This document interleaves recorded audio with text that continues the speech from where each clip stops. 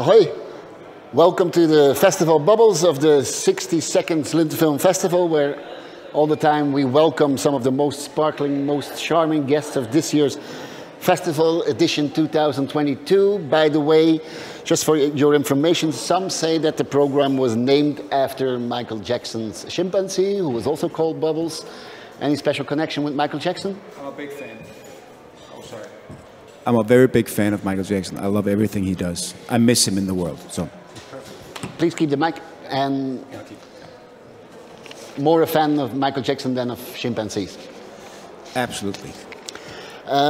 We have today with us Frederik Norgaard, director of the film My Robot Brother. And together with Frederik came Yasmin Herman Nagizadeh, producer of the same film. One of you should be most qualified to resume the story in 5 sentences, so that everyone knows what we'll be talking about. Yes. It's a film about, it's a sci-fi about people and technology and what happens when we choose technology over true life relationships, real life relationships. And it's centered around a girl who gets a robot as a companion. Yeah. That was a very meta explanation. Thank you for that. Just to make it clear, your future, or I mean, not your future, the future that you depict in your films is not exactly dystopian. It is quite optimistic, it is warm, it is colorful, with a few glitches in the pattern. Can you tell us more about that future? Yes, it was a very obvious choice for me when I was approached by Jasmine with the story, that I did not want to make another dystopian science fiction film about the future. I think that we are filled with those, and I think that children and adults needs hope for the future.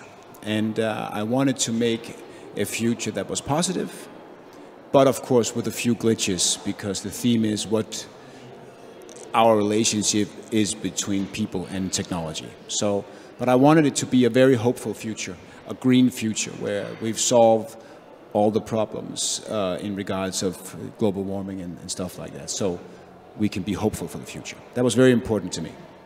How did you solve those problems? Well, in this film, we print the food that we eat. That means that we don't overuse, we don't throw food away. We recycle our clothes. We refurbish our cars. There's a scene in the film where we have an old car, a veteran car, driving, but there's no sound of the engine. It's been made into an electric car. So everything is refurbished, everything is being recycled, and we are, of course, using only green energy. And so that is how we solve the future problems. You can decide which one of you answers the question about robots, because the main character of the film is a robot. Can you share some thoughts with us about robots and about this specific robot, Conrad in particular? I'll jump in. Yeah, you can jump in, because I don't want to say too much, because people should see the film to really understand Conrad, our robot. But no, in this film, or in this universe that we've created, everyone has their own robot. It's sort of our version of carrying around an iPhone, or even talking to Siri or talking to Alexa in your house. So in My Robot Brother, there are robots all around.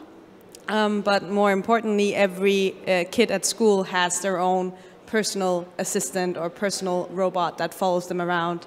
And that's where Conrad comes in, because he's the newest model on the market, and he makes Alberte, our other main character, very popular, because he's extremely cool.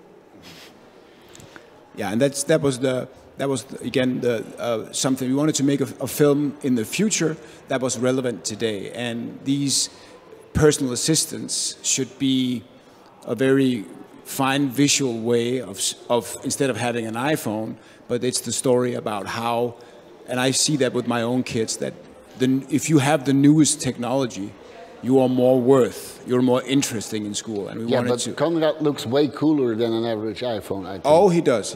But then again, it's movie magic, and we need to lifted up a little bit. But the themes are the same, that we shouldn't define ourselves from the technology that we have.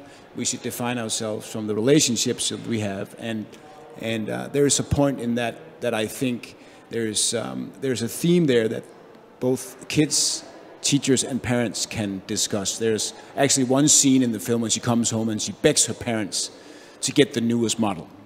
Because what she has in the opening of the film is her old teddy bear, Robbie, who's this old school, very childish robot. And we'll get to Robbie later. Okay. But again, that's the theme we wanted people to discuss. I'm focusing on Conrad because one of the key moments in the film is the arrival of Conrad. It's the magic moment that Conrad comes into the house. Yeah. Is there something that you can tell us about that particular scene? Yeah, well, actually, we wrote that scene from when you configure your iPhone. And when you configure Siri, you say, "Hello Siri." It wants to. You have to say, "Hello Siri." "Hello, my name is." So that was actually almost an identical. We took the dialogue from Siri and put it into the scene. So it's actually almost the same. People from my generation have kids to do it for them. Exactly, but the kids will know. The kids will know, and you will also know as a parent. You can see that. Also, there's a scene in the school where they ask, for instance, their robots, what's the meaning of life? And the programmers has done the same with the iPhone. If you ask your phone, do you have a girlfriend, or what's the meaning with life? The programmers have programmed the response. That is also something that we did to make it identical, so the kids and the audience could identify that, okay, that's what it is. I do the same with my iPhone, and now they do it with a personal assistant. And by the end of this interview, we might maybe reveal the meaning of life. We will. Maybe. We'll see if we get there. Yeah. Besides Robot Conrad, we also have Robot Robbie. Yeah. He's good for the film because everybody likes him. Everybody has warm feelings for Robbie. He was not exactly good for the actor because you gave him a hard time being Robbie, playing Robbie. Tell us some more about Robbie. Well, again, technology in our universe is not all bad. There are good things about technology and there are bad things about technology. But we, human beings, it's how we use the technology. And Robbie is a good technology. And he's actually a very friendly and a positive guy who's friends with everybody. And that means all the doors are open for him, which is also a theme in the film, that if you are good to people you meet, good things will happen. And we've placed that in Robbie to tell the story that technology can also be good. I like it when you say we placed that in Robbie, because you also placed somebody in Robbie's costume. That's true. That's true. We had a famous Danish actor called Lars Brygmann to do the voice, and then we had a very skillful physical actor in the suit.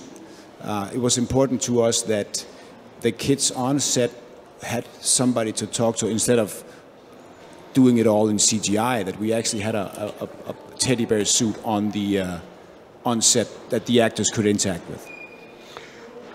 The film is going to be screened here in the festival? Yeah. Was there already a first screening? Or, We had a first screening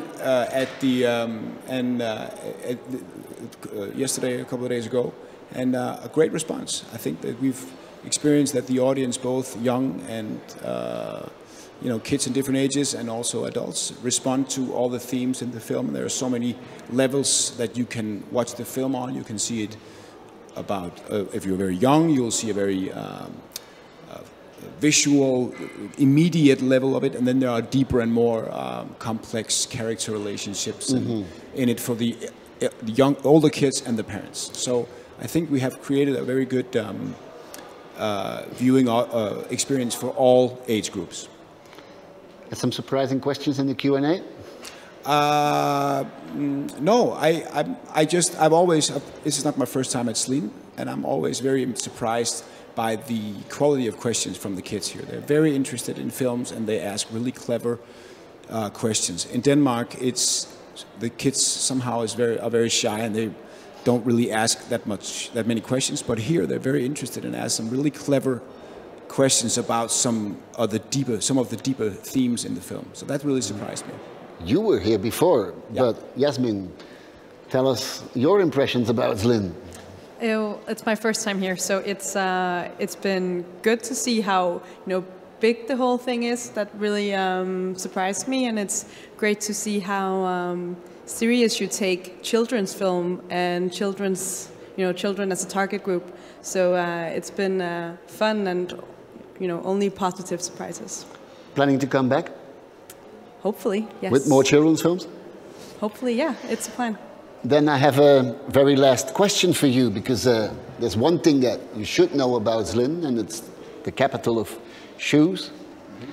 So we ask our guests here in Festival Bubbles to share with us some story about the shoes that you're wearing. So could you please show us the shoes you're wearing and tell something about them? You can put them on the we go one by one. You can put them on the table, Frederick. Well, this is actually a very famous Danish shoe brand called Echo that are very good to walk with, and they spare your knees and your backs. They're actually right now not very popular in Denmark because they produce a lot of their shoes in Russia. So I think this shoe might be produced in Russia, and I'm not happy that it is, but it's a very good shoe. Yeah, but I appreciated how we went from a very practical approach somehow into a more emotional, political approach.